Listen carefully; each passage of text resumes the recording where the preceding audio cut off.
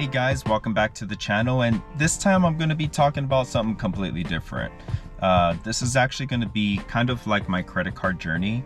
The other day I was thinking, and having a good credit score is extremely important. Because if you don't have good credit, you're going to be paying higher interest rates. You're going to have to basically come up with more money. If you're buying a car or house or whatever it might be, you're going to have to come up with more money. And I just want to explain to you guys what I did, how I was able to go from 590 all the way up to over 700 on my credit score.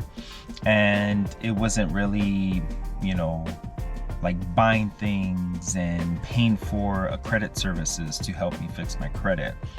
Now, backstory, when I was younger, I did have about, I think, 3 or 4 credit cards. I think it was 3 of them, and all of them were retail credit cards. And I remember when I'm, my younger days back in college, I used to get credit cards and then just charge whatever I wanted, because I felt that, hey, I have this available credit and I can go ahead and just kind of buy whatever I want. That is not the case. Of course, I'm sure a lot of us have been there where, we have access to credit and we just kind of splurge a little bit. And it's a process where you just kind of learn how to manage it. But I do know several people that have really bad credit and they were not able to get out of that situation. So, this is kind of what I did and what helped me go from 590 all the way up to 700 plus on my credit score. So we're going to go back to roughly like a couple of years ago. I remember, I was applying for to get an auto loan. I was looking to lease a car, and what ended up happening was they pulled my credit and they said that I had basically bad credit, that they were not able to approve me. I think the highest limit I had on one of my credit cards was, I think, 5,000. And I did have a really part-time job, so I think that also took into effect. So they basically asked me to get a cosigner. So I go to my parents, I asked them if they can cosign for me. Unfortunately, they said no, that I'm an adult now and that I should be able to do things on my own. I agree with that, and I'm really glad they did it that way. So what I ended up doing was I started pondering, thinking like, okay, so the manager, when I went to the dealership and when I went to, apply for credit, he actually gave me some really good advice and it really stuck with me. So I'm passing it to you guys. He told me basically pay down some of my credit cards and then in 6 months apply for a new credit card. And then what that's going to do, it's going to help your score. So I did a lot of research. I did look at Credit Shofu and Ask Sebi, and all that information that they did provide, it actually did help me a lot too. And this is what I did. So first step, I ended up working more hours so I can pay down my credit cards, which I did. It took a couple of months just to do. And then from there, I started researching on, what credit banks pull from what agencies, such as Experian, TransUnion, and Equifax, right? So here in California, it looks like with Chase, they do pull from, I think, Experian. Discover, that I can remember, pulled from TransUnion. And then what else? Citibank also pulled from Experian.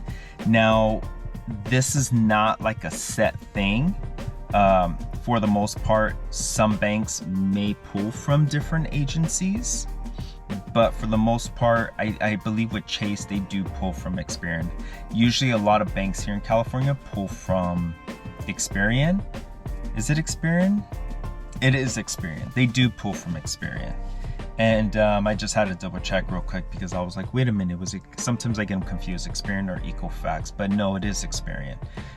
So what I did, my strategy was, you know, I thought that, hey, you know what, if I apply for, let's just say, this Chase card, they're gonna pull from Experian, and then I pull from Discover, which is gonna pull from TransUnion, and then I'll pull from this other bank, which I think it was Citibank, and that one was going to pull from Equifax.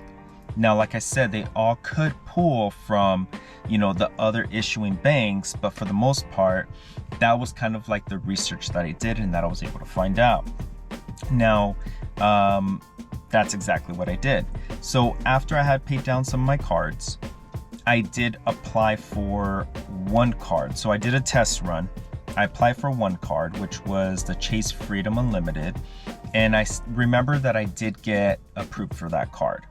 And it also had a welcome bonus. So I did go for cashback cards, not really travel cards, just because the travel cards had higher spending limits, such as spend, you know, like $5,000, $3,000, and you get, you know, X amount of points, because I was trying to benefit off these points as well. And, you know, so I went for one of those cashback cards. I still remember it'll spend $300 and get, or to spend $500 and get $250 or $300 back. And so that's what I did. So I did a test run. I applied for the Freedom card. I think it was a Freedom Unlimited card, and I got approved for it. So I was really happy. My credit score did drop a little bit, but because there was a new account and a higher credit line, that brought my score up a little bit. So I did wait 3 months because I was trying to get the spending bonus. I mean, nowadays spending $500, people spend that in a month for sure. You don't have to wait for 3 months, but I was just trying to be a little more careful from the situation that I had learned about having credit cards.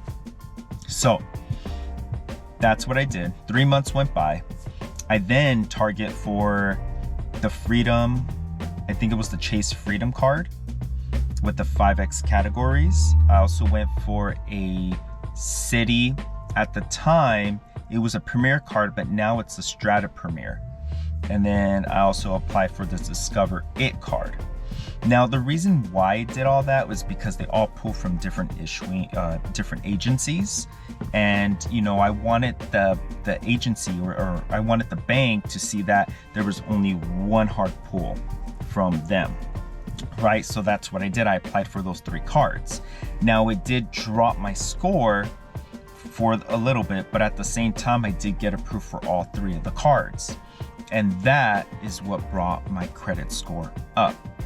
So I started doing this technique every 6 months, 8 months. And within a couple of years, I was able to, first off, I was able to get over 20 plus credit cards. I have a stack of cards like this at home. I will talk later on another video of how I maintain those cards. But for the most part, you know, within about 3 years, I was able to bring up, it sounds like a long time, but it actually takes longer if, you know, it takes longer if you don't utilize a certain strategy to build your credit, because I've noticed that whenever you get new credit limits, such as like a new credit line, that could help your score. And that's what it did for me. It took about 3 years to get from 590 all the way up to over 700 plus on my credit score. But the main factor was that I was able to, first off, in the beginning, pay down those certain cards. Then I applied for one card. And then what I started doing was I started applying for 3 different cards every single time. And that was within every 6 to 8 months, I would apply for 3 different credit cards from 3 different banks.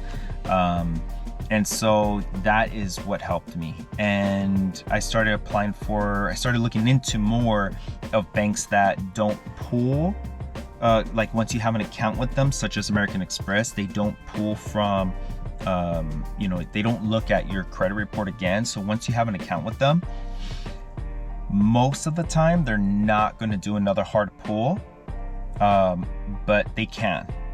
For me, I've never had a situation of that. I just applied for one card, and then ever since that, they never did a hard pull on my account.